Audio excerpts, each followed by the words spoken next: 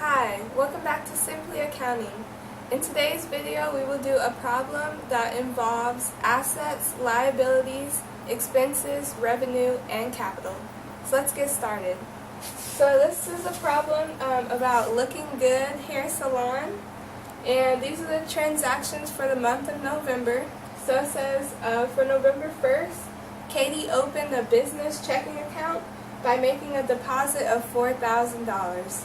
So for this first transaction, you would debit cash for $4,000 and you would credit capital for $4,000. Okay, for the next one, it says on November 3rd, Katie paid the rent for November for $300.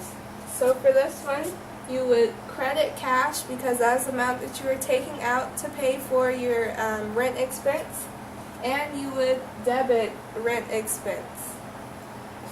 Okay, for November 5th, it says that she purchased 3 hair dryers and styling equipment for $2,500.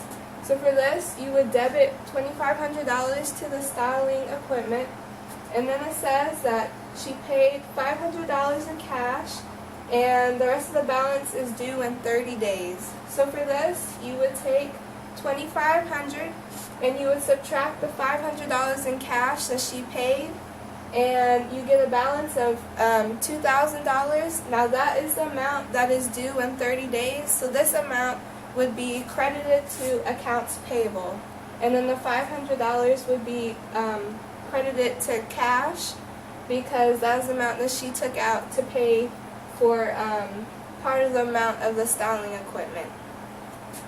And if you look at it, you see that $2,500 is debited, and then also $2,500 is credited as well. So for each transaction, you have to have a debit and a credit balance, and you see that it's balanced on both sides. Okay, it says on November 19th that Katie earned $150 of revenue from the service that she provided. So for this one, you would debit cash for $150, and then you would credit revenue for $150 also. Then it says for November 27th that she sent a check in payment for an amount owed to a creditor for the purchase that she made on November 5th. So for this one, you would debit the $2,000 that you owed, and then you would credit $2,000 for cash that you owed because you're taking this $2,000 out to pay for the amount left that you owed. And then it says for November 29th that Katie received $70 cash from customers on account.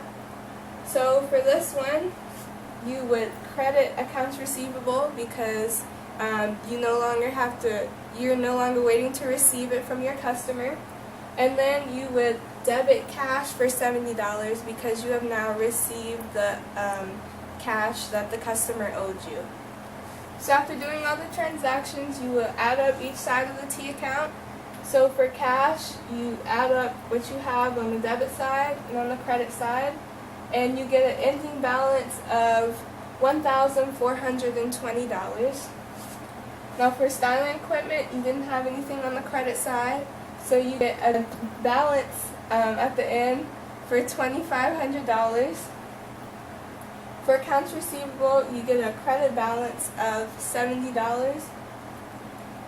And for accounts payable, you get an ending balance of $0 because you owed $2,000, but then you paid it off on the November 27th.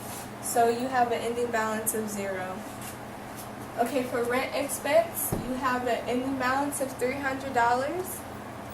For revenue, you have an ending balance of $150 that you got for the service that you did. And for capital, you have an ending balance of $4,000, and that's from November 1st when you deposited $4,000 to start up your company. So I hope that you learned and understood everything that I taught you today, and I hope to see you next week on Simply Accounting.